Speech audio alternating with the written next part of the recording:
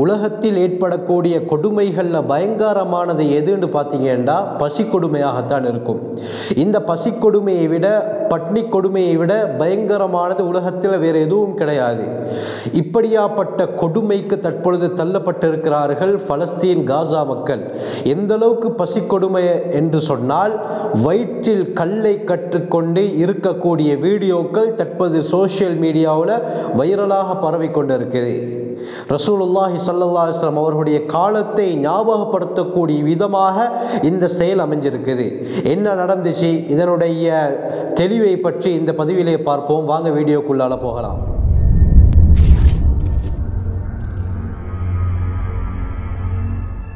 அல்ஹம்துலில்லாஹி ரப்பில் ஆலமீன் அஸ்ஸலாத்து வஸ்ஸலாமு அலா ரசூலில்லாஹி அம்மா பஅத். கண்ணியத்திற்குரிய இறைவனின் நல்லடியார்களே, அல்லாஹ்வின் சாந்தியும் சமாதானமும் என்றென்றும் உங்கள் மீது உண்டாவதாக.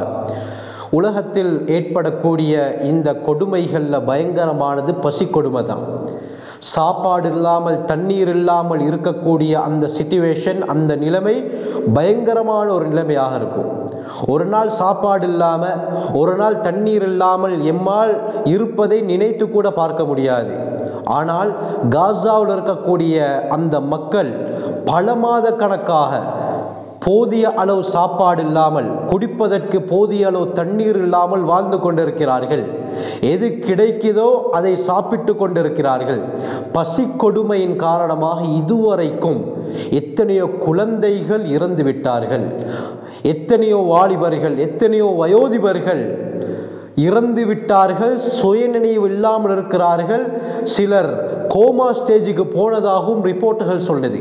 இந்த அளவுக்கு பசி கொடுமை தாங்க முடியாமல் அந்த காசாவுடைய மக்கள் ஒவ்வொரு நாளும் கஷ்டப்பட்டு கொண்டிருக்கிறாங்க. கிட்டத்தில் சமூக வலைத்தளத்தில் சோசியல் மீடியாவில் வந்த ஒருவருடைய வீடியோ நம்முடைய உணர்வுகளை தட்டி சென்று விட்டது என்று தான் சொல்ல முடியும். முழு உலக மக்கள், குறிப்பாக இந்த அரபு நாடுகளுக்கு தன்னுடைய வயிற்றில் ஒரு கல்லை கட்டி கொண்டு ஒரு விடயத்தை சொல்கிறார். கண்ணியமானவர்களே, அவர் சொல்லக்கூடிய அந்த சிச்சுவேஷன், அவர் ஆதங்கத்தில், அவர் கவலையாக பசி கொடுமையுடன் பேசுகிறார். அவர் பேசக்கூடிய ஒவ்வொரு வார்த்தையும் உள்ளத்திலே ஆணித்தரமாக பதிந்து விடுகிறது.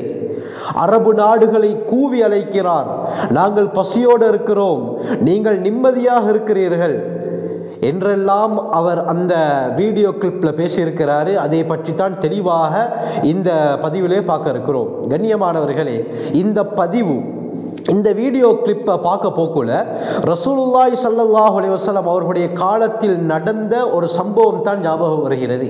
ஹிஜ்ரி 5வது வருடம் துல்காதா மாதம் ஹந்தக்குடைய யுத்தம், அகல் யுத்தம் நடக்குது.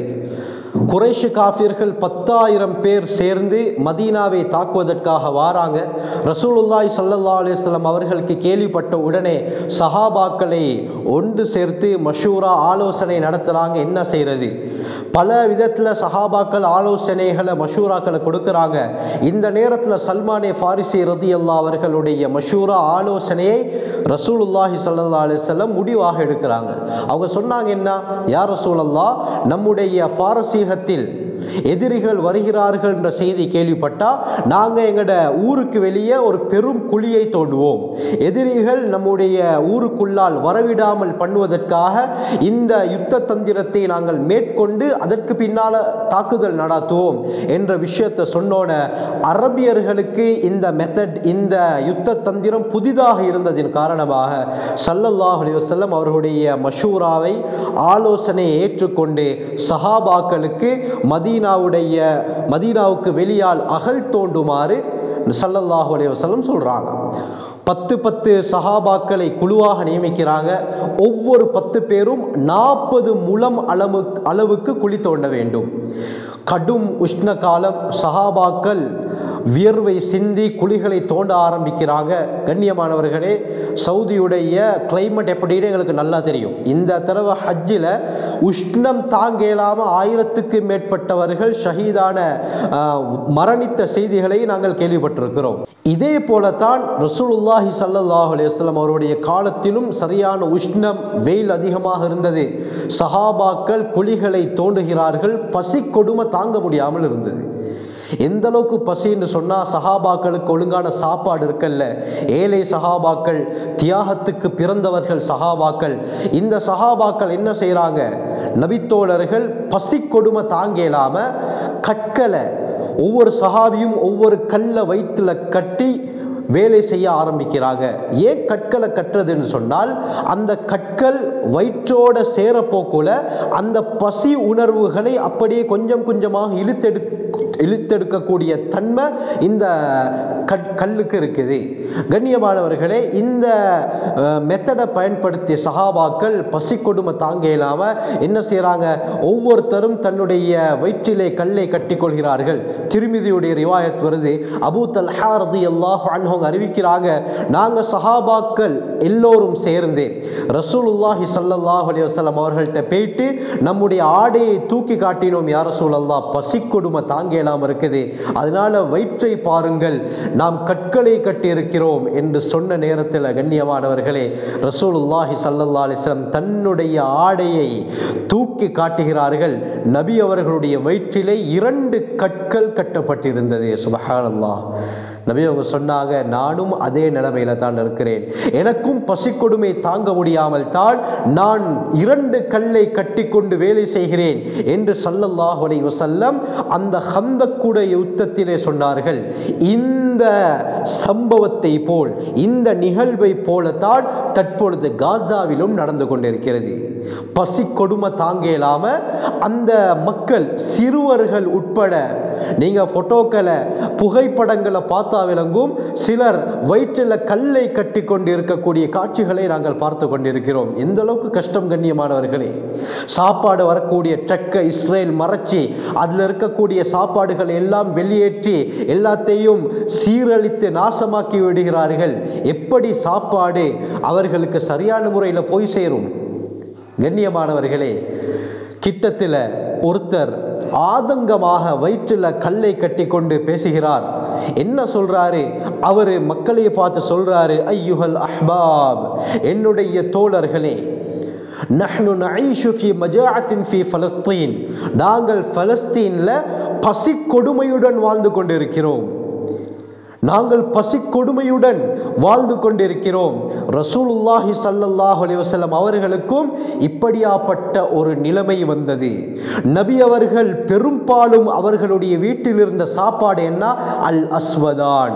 அஸ்வதான் 2 கருப்பு விடயங்கள். 2 கருப்பு என்றால் அத்தம்ரு வல் மா, பேரித்தம் பழமும் ஈச்சப்பழமும் தண்ணீர் தான் ஸல்லல்லாஹு அலைஹி வஸல்லம் அவர்களுடைய சாப்பாடாக இருந்தது. அவர் சொல்றாரு, வலா யூஜது ஃபீ பைத் நபி ஸல்லல்லாஹு அலைஹி வஸல்லம் இல்லல் அஸ்வதைன், இந்த ஈச்சப்பழம் இந்த தண்ணீரை தவிர ரசூலுல்லாஹி ஸல்லல்லாஹு அலைஹி வஸல்லம் அவர்களுடைய வீட்டில் வேறு எந்த ஒரு சாப்பாடும் இருக்கவில்லை. நபி அவர்களுக்கு இருந்த அதே பசி கொடுமையில் தான் இன்று நாங்களும் இருந்து கொண்டிருக்கிறோம். சொல்லிட்டு அவர் சொல்றாரு, மன் நஹ்னுல் லதீன லா நதஷப்பஹு ஃபின் நபி ஸல்லல்லாஹு அலைஹி வஸல்லம், ஆனால் நபி அவர்களோட ஒப்பிட போக்குல நாங்க யார்? சொல்லிட்டு அவர் சொல்றாரு, வனர்புத்து அலா புத்தூனின அல் ஹிஜாரா ஹத்தா நதகவ்வா அலா தாஅத்தில்லாஹி சுப்ஹானஹு வ தஆலா, நாங்கள் எங்கட வயிற்றில், நம்முடைய வயிறுகளில் கற்களை கட்டி கொண்டிருக்கிறோம். எதற்காக? ஹத்தா நதகவ்வா அலா தாஅத்தில்லாஹ், அல்லாஹ்க்கு வழிபடும் விடயத்தில் நமக்கு பலம் ஏற்படுவதற்காக வேண்டி பசி கொடுமையிலும் நாங்கள் கற்களை கட்டி கொண்டிருக்கிறோம். பசி கொடுமையால எங்களுக்கு தொழ முடியாமல் இருக்குது, அமல் இபாதத் செய்ய முடியாமல் இருக்குது. எப்படியாப்பட்ட ஈமானிய வார்த்தைகள் கண்ணியமானவர்களே. நமக்கு எல்லாம் இருந்தும் ஃபர்லான தொழுகைகளையே ஒழுங்கான முறையில் தொழ முடியாமல் இருக்குது. ஆனால் அவர் சொன்ன வார்த்தை என்ன சொல்கிறார்? எவ்வளவு அழகான ஈமானுடைய வார்த்தைகள். நமக்கு பசி கொடுமை தாங்க முடியாததின் காரணமாக நமக்கு இபாதத் வணக்கம் செய்வதற்கு கஷ்டமாக இருக்குது.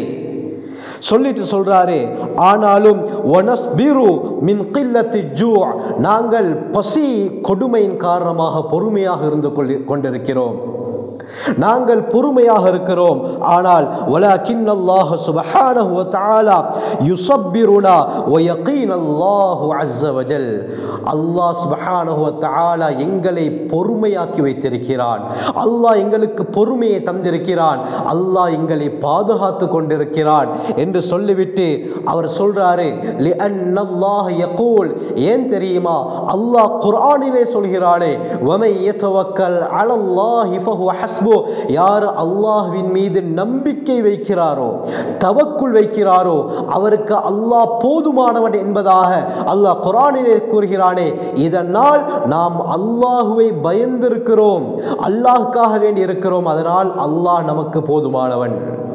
நாங்கள் பொறுமையாக இருக்கிறோம், அந்த பொறுமையை அல்லாஹ் நமக்கு ஏற்படுத்தி இருக்கிறான் என்று சொல்லிவிட்டு சொல்றாங்க, மன் அன்துமுல் லதீன தம்துரூன இலா இஹ்வானிக்கும் ஃபீ ஃபலஸ்தீன். மக்களை பார்த்து, குறிப்பாக இந்த அரபு நாடுகளை பார்த்து அந்த காசா சகோதரர் சொல்லக்கூடிய வார்த்தை இருக்கிறதே, உங்களுடைய சகோதரர்களை பலஸ்தீனில் குறிப்பாக வடக்கு காசாவுடைய பகுதியில் இருக்கக்கூடிய இந்த மக்களை நீங்கள் பார்த்து கொண்டு தான் இருக்கிறீர்கள். நாங்களும் உங்களுடைய சகோதரர்கள். அல் முஸ்லிம் அஹுல் முஸ்லிம், ஒரு முஸ்லிம் இன்னொரு முஸ்லிமுக்கு சகோதரன் என்பதாக ரசூலுல்லாஹி ஸல்லல்லாஹு அலைஹி வஸல்லம் சொல்லியிருக்கிறார்கள். அந்த அடிப்படையில் உங்களுடைய சகோதரர்கள் லாகிய நம்மை நீங்கள் பார்த்து கொண்டு தான் இருக்கிறீர்கள். நஹ்னு நமூது குல்ல யௌமின் ஜூஅன், நாங்கள் ஒவ்வொரு நாளும் பசியால் மரணித்து கொண்டிருக்கிறோம். சுப்ஹானல்லாஹ். ஒவ்வொரு நாளும் பசிக்கொடுமை தாங்க முடியாமல் நாங்கள் மௌத்தாகி கொண்டிருக்கிறோம். சிறு குழந்தைகள் பால் குடிக்கக்கூடிய, தாய்ப்பால் குடிக்கக்கூடிய குழந்தைகள் பால் இல்லாமல், தாய் இல்லாமல் மரணித்திருக்கிறார்கள். புள்ள உயிரோடு இருக்குது, தாய் வஃபாத். தாய் உயிரோடு இருக்கிறா, புள்ள வஃபாத். கண்ணியமானவர்களே, எப்படியாப்பட்ட ஒரு நிலைமை சொல்லிவிட்டு அவர் சொல்றாரு, அலா தஅலமூன், அரபியர்களே, மக்களே, உங்களுக்கு நல்லா தெரியும், உங்களுக்கு தெரியாதா? சாப்பாடு என்பது அதுதான் மனிதனுடைய அத்தியாவசியமான விடயம். முதலாவது அத்தியாவசியமான விடயம் இந்த சாப்பாடு தான். சாப்பாடு இருந்தால்தான் நாங்கள் அல்லாஹ்வை இபாதத் செய்ய முடியும். நம்முடைய உடம்பிலே பலம் ஏற்படும், நம்முடைய உடம்பிலே, நம்முடைய பொடியில பலம் ஏற்படும். எப்ப? சாப்பாடு இருந்தால்தான். சாப்பாடு இருந்தால் அல்லாஹ்வை நாங்கள் இபாதத் செய்வோம், அல்லாஹ்க்கு வழிபடக்கூடிய விடயத்திலே நாங்கள் உறுதியாக இருப்போம் என்று அந்த சகோதரர் சொல்கிறார். இப்படியாப்பட்ட ஈமானுடைய வார்த்தைகள் சொல்லிவிட்டு சொல்றாரு, நாங்கள் பசியோடு இருக்கக்கூடிய நேரத்தில் அந்த யூதர்கள் எங்களோடு யுத்தம் செய்கிறார்கள். நாங்கள் அல்லாஹுக்கு இத்தாத், அல்லாஹ்க்கு வழிபடக்கூடிய விடயத்தில் அப்படியே நாங்கள் சக்தியை இழந்த நிலையில் அவர்கள் எங்களோடு யுத்தம் செய்து கொண்டிருக்கிறாங்க. ஏன்? அவர்களை எதிர்ப்பதற்கு நம்முடைய உடம்பில் பலம் இல்லை. ஏன்? அதற்கு அத்தியாவசியமான சாப்பாடு, தண்ணீர் இல்லாததின் காரணமாக எம்முடைய உடம்பெல்லாம் பலகீனமாகி சோர்வடைந்து விட்டன. சொல்லிட்டு சொல்றாரு, நஸ்தஹ்லிஃபுக்கும் பில்லா, அல்லாஹ்விடத்திலே நான் உங்களை சத்தியமிட்டு கூறுகிறேன், இந்த துல்ஹிஜ்ஜாவுடைய மாதத்தில் உலகத்தில் இருக்கக்கூடிய எல்லா மக்களும் பல லட்சக்கணக்கு லட்ச ரூபாய் செலவழித்து அந்த ஹஜ்ஜுக்காக வேண்டி செல்கிறார்கள். அவர் ஆதங்கத்துடன் பேசுகிறார். கண்ணியமானவர்களே, ஸ்ரீலங்காவில் ஹஜ்ஜுக்கு போகிறேன்னு சொன்னால் 18 லட்சம் 20 லட்சம், ஒவ்வொரு பேக்கேஜுக்கு ஒவ்வொரு விலை இருக்குது. அவர் என்ன சொல்கிறாருண்டா, குறிப்பாக ஜமீஇல் ஆலமில் கர்பி, மேற்கத்திய உலகத்தில் இருக்கக்கூடிய முஸ்லிம்களும் இந்த ஹஜ்ஜுக்காக வேண்டி செல்கிறார்கள். அவர் அந்த பசி கொடுமை தாங்கலாம வைராக்கியத்தோட அவரு சில வார்த்தைகளை சொல்றாரு. நீங்க எவ்வளவு செலவழிச்சு போனாலும் லா ஹஜ்ஜத் மப்ரூரா, அவர்களுடைய ஹஜ் ஏற்றுக்கொள்ளப்படாது, அவர்களுடைய பாவங்கள் மன்னிக்கப்பட மாட்டாது. ஏன்? நாங்கள் இந்த அளவுக்கு பசியோடு இருந்து கொண்டிருக்கிறோம். சிலர் 2வது தடவை 3வது தடவை என்பதாக ஹஜ்ஜுக்கு செல்கிறார்கள். ஒரு தடவை ஹஜ் செய்தால் அவருடைய ஃபர்த் விழுந்துவிடும். அப்படி இருந்தும் பல தடவை ஹஜ்ஜிக்கு செல்கிறார்கள். கண்ணியமானவர்களே, அப்படியாப்பட்டவர்களை பார்த்து சொல்றாரு, நீங்க எவ்வளவு ஹஜ் செய்தாலும் உங்களுடைய ஹஜ் ஏற்றுக்கொள்ளப்படாது. ஆதங்கத்திலே பேசுகிறார். உங்களுடைய பாவங்கள் மன்னிக்கப்பட மாட்டாது. அம்மாலி அஹ்லி கஸா வலி அஹ்லி பலஸ்தீன். ஆனால் காசாவில் இருக்கக்கூடிய நாம், பலஸ்தீனில் இருக்கக்கூடிய எமக்கு அல்லாஹ் ஒப்புக்கொள்ளப்பட்ட ஹஜ்ஜுடைய நன்மையை தந்துவிட்டான். நம்முடைய பாவங்களை அல்லாஹ் மன்னித்து விட்டான். நம்முடைய முயற்சிகளை அல்லாஹ் ஏற்றுக்கொண்டு விட்டான். நாங்கள் கஷ்டப்பட்டு மக்காவுக்கு போய் ஹஜ் செய்யவில்லை, ஆனால் நாங்கள் படக்கூடிய தியாகம், நம்முடைய பசி, நம்முடைய இந்த நிலைமைகளுக்கு அல்லாஹ் ஒப்புக்கொள்ளப்பட்ட ஹஜ்ஜுடைய நன்மையை தந்துவிட்டான் என்று அரபு நாடுகள் பூரா உலக மக்களை பார்த்து அவர் ஆதங்கத்துடன் பேசுகிறார். கண்ணியமானவர்களே, இந்த அளவுக்கு கஷ்டத்துடன் பசி கொடுமையுடன் இந்த காசாவுடைய மக்கள் ஒவ்வொரு நாளும் கழித்து கொண்டிருக்கிறாங்க. சாப்பாடு இல்லாததின் காரணமாக பசி கொடுமையால குழந்தைகள் உட்பட, வயோதிபர்கள் உட்பட, வாலிபர்கள் உட்பட எல்லோரும் மரணித்து கொண்டிருக்கிறார்கள். அல்லாஹ் சுப்ஹானஹு வ தஆலா இவர்களுக்கு சுபிட்சமான ஒரு வாழ்க்கையை அவசரமாக ஏற்படுத்த வேண்டும். பூரா உலக முஸ்லிம்களுக்கும் அல்லாஹ் சுப்ஹானஹு வ தஆலா நேர்வழியை காட்ட வேண்டும். இந்த அரபு நாடுகளில் இருக்கக்கூடிய முஸ்லிம்கள், இந்த அரபு நாடுகள் இருக்கக்கூடியவர்களுக்கு அல்லாஹ் செல்வ செழிப்பை வாரி கொடுத்திருக்கிறான். அதை வைத்துக்கொண்டு அவர்கள் இந்த காசா மக்களுக்கு உதவி செய்ய முடியும். அப்படியாப்பட்ட தன்மைகளை, எண்ணங்களை அல்லாஹ் அவர்களுடைய உள்ளத்திலே போடுவானாக. ஜஸாக்குமுல்லாஹு கைர். வாஹிரு தஅவானா அல்ஹம்துலில்லாஹி ரப்பில் ஆலமீன்.